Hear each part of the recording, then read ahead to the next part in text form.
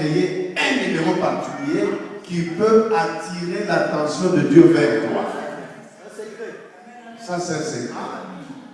Ça, c'est encore un fait. Non, dans l'église, c'est la folie. Amen. Vous savez pourquoi on a quitté les églises traditionnelles? Parce qu'on était trop logique. La Bible, on lit superficiellement. Les chansons, c'est trop gentil, comme des Romains. Mais ici, c'est Jéhovah, on chante comme des fous. Et Dieu aime là où il y a le bruit. Et Dieu aime là où il y a le bruit. La Bible dit qu'il monte au milieu des cris de joie. Il fait quoi? Il monte.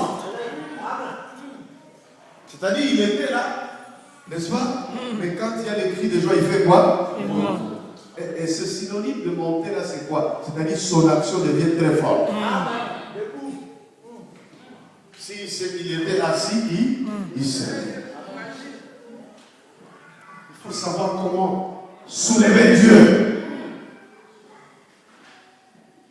Alléluia. Amen. Et c'est ça la vie chrétienne. Le modérateur a ajouté, il a dit, Paul et Silas, ils étaient où? Mais ils n'ont pas regardé l'échelle. Ils montaient vers Dieu quoi? La louange, l'adoration, l'élévation, les cris de joie. Et Dieu est monté en prison. Et vous savez ce qui s'est passé en prison.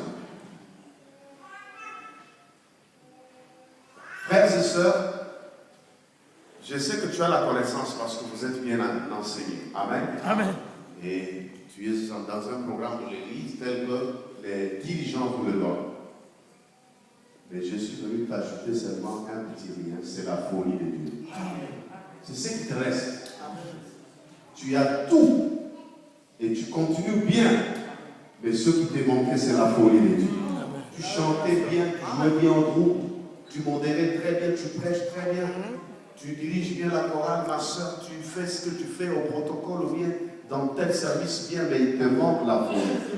Quand tu auras la folie, on ne te poussera jamais de faire ce que tu fais. Tu n'attendras jamais que le pasteur t'appelle au téléphone pour que tu viennes au culte. Tu n'attendras jamais que les serviteurs de Dieu viennent chez toi te pousser comme une voiture qui est tombée en panne. Il faut qu'on pousse ça pour que ça s'allume. Non, les choses de Dieu deviendront automatiques. Amen. Alléluia. Amen. Est-ce qu'on peut acclamer comme des fous? Alléluia.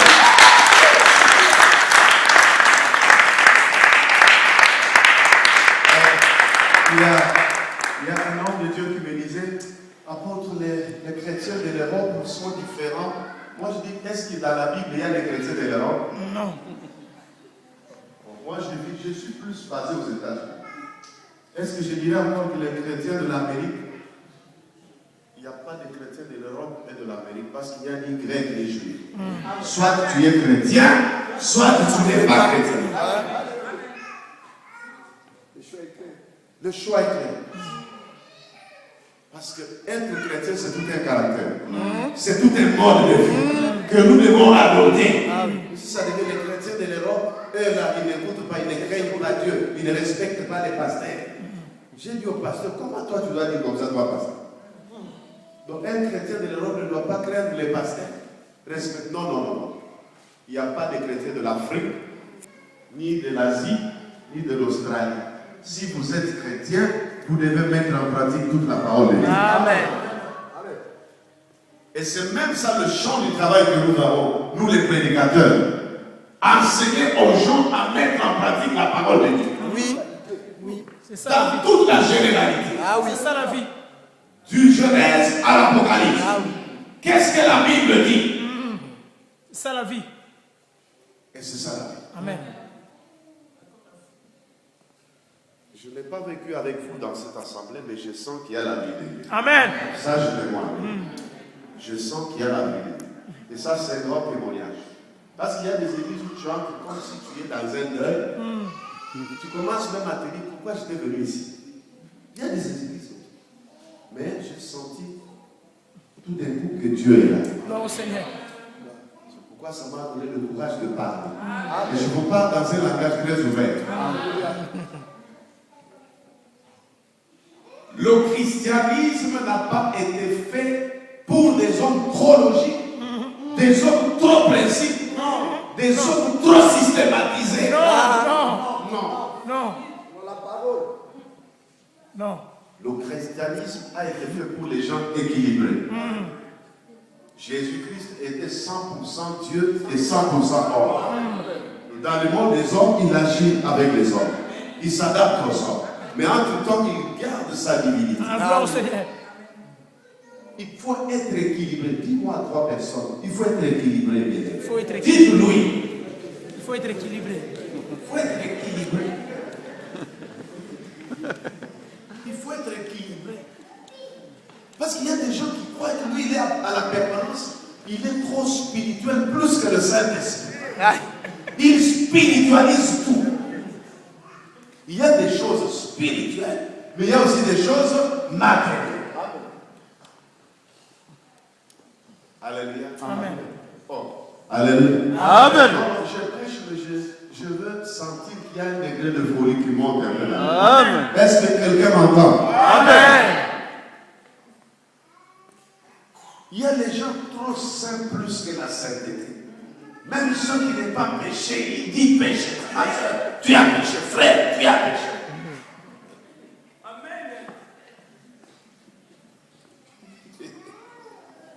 Alléluia. Il y a les gens trop purs plus que la pureté. Tu vois, c'est-à-dire que tu as exagéré dans la pureté. Parce que tu devais savoir que le sommet de la pureté, c'est ici. Mais toi, tu es pur plus même que la pureté. Or, dans les choses de Dieu, on dit n'ajoutez pas, ne retrachez pas. Mais si toi, tu vas plus loin, c'est aussi un péché.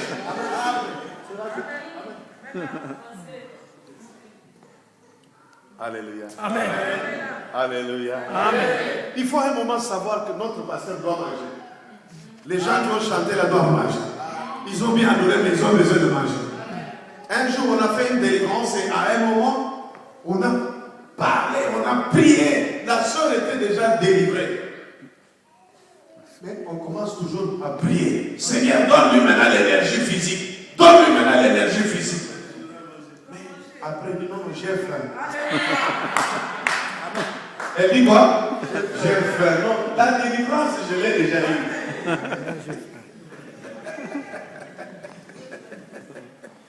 Donc si on n'avait pas compris ça, on allait continuer encore à chasser l'esprit de faiblesse, démon de faiblesse. Est-ce qu'il y a un démon de faiblesse? Et en voulant tout spiritualiser, nous-mêmes on a créé des démons qui n'existent pas. Même le diable là, on lui dit, mais c'est genre ici. Est-ce qu'il y a l'esprit de masque de vieillesse, masque de jeunesse, masque de quoi? Il suffit qu'on voit seulement un vieux de 80 ans, les yeux ont un peu rougi à cause de la vieillesse. On lui donne un démon, la sorcellerie. Mais toi aussi, tu auras 80 ans. Tu deviendras aussi sorcier. Bon, je ne refuse pas. Amen. Le diable peut utiliser n'importe quel esprit pour tourmenter les gens. Mais ce que je voudrais, c'est qu'on soit équilibré. Comprendre que ça, c'est humain. Ça, c'est le discernement. Et à chaque moment, tu comprendras qu'ici, Dieu veut que je prie. Ici, Dieu veut que je jeûne. Ici, Dieu veut que je déclare seulement la parole. Il y a d'autres personnes dont les cas ne demandent pas seulement de jeûner et prier. Nous gênons, nous prions, c'est notre devoir. Amen. Donc à chaque instant, discerne ce que Dieu veut. Écoutez, frères et sœurs, dans la folie de Dieu, j'ai compris une chose. Il y a des temps où Dieu agit dans les principes. Amen. Dans tes logiques-là, Dieu agit avec nous. Mais il y a d'autres moments où Dieu n'agit pas dans les principes, mais il agit dans sa folie. Oh. Et tu dois comprendre que maintenant là, c'est la folie. Alléluia. Amen. Maintenant là, c'est pas la logique, c'est la folie. Mais maintenant là, il faut que je sois dans les principes. Sinon, Dieu t'attend dans sa folie et toi tu es dans les principes. Toi tu es dans le 1 plus 1 égale combien? 2. Mais Dieu est dans 1 plus 1 égale 0.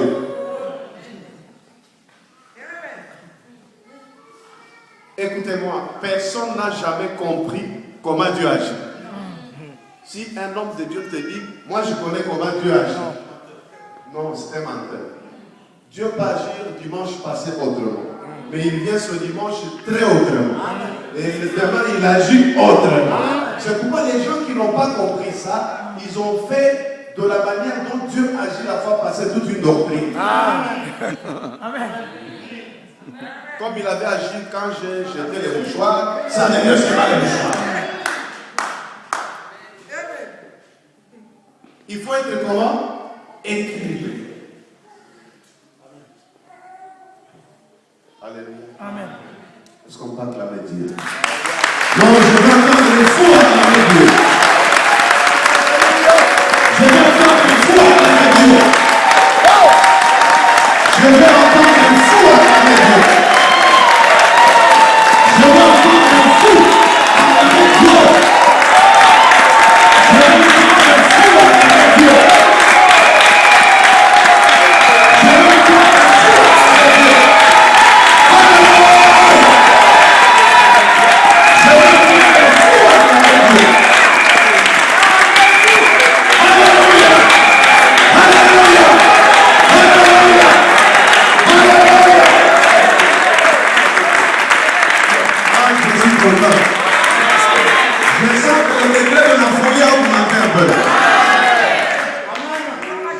Est-ce que tu peux m'aider à dire à 3 personnes que c'est ça l'église? C'est ça l'église. Mais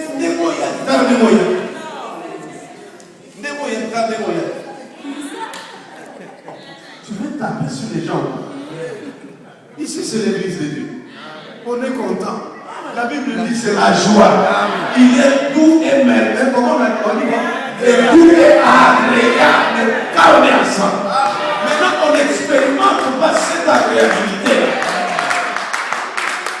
On vient à l'église, chacun pour soi et Dieu. Et pour pas pour moi. Ça c'est pas l'église. L'église c'est l'unité. L'église c'est l'amour. L'église on soutient ce que Dieu aime. Amen. Quand Dieu fait des miracles, on glorifie le Seigneur. Amen. C'est ça l'église. Amen. Quelqu'un est malade, on va le voir. Quelqu'un est éprouvé, on va le voir. Amen. C'est-à-dire parce qu'on est qu'un seul corps. Ah oui. Ah oui. Voilà. Il y a une bonne encore. C'est pourquoi la Bible dit que là où il y a l'esprit, il y a la liberté. Que chacun exprime sa folie. Mais dans l'ordre, bien sûr. Amen. Amen. Dans l'ordre discipliné. Alléluia. Amen. Le christianisme est différent de toutes les religions. La religion, c'est les hommes qui s'organisent pour adorer Dieu. De leur manière, mais sans Dieu. C'est ça la religion. Tandis que le christianisme, c'est Christ qui est venu s'incarner dans les hommes pour commencer à adorer Dieu. Alors, j'ai comme l'impression qu'on a fui la religion, mais la religion nous poursuit. Beaucoup de gens viennent dans les assemblées, mais ce sont des vrais religieux. Nous, on n'est pas religieux, mais on est chrétiens. Antioche, ce n'est pas les disciples qui s'est attribué le nom des chrétiens. Quand on a vu leur façon d'adorer, leur façon de s'aimer, leur façon de servir Dieu, leur façon de craindre Dieu, leur façon d'aimer Dieu, leur façon de donner à Dieu, les païens regardent et disent, quel nom on va attribuer à de telles personnes? Les Sadducéens? Non. Les pharisiens? Non. N'est-ce pas? Donc les païens commencent à chercher un nom, une dénomination. Après ils disent, leur façon d'être c'est comme leur maître. Leur maître c'est Christ. Alors ils méritent d'être nommés chrétiens, qui veut dire ils sont comme Jésus-Christ. Et cette dénomination est restée sur nous jusqu'aujourd'hui. Il faut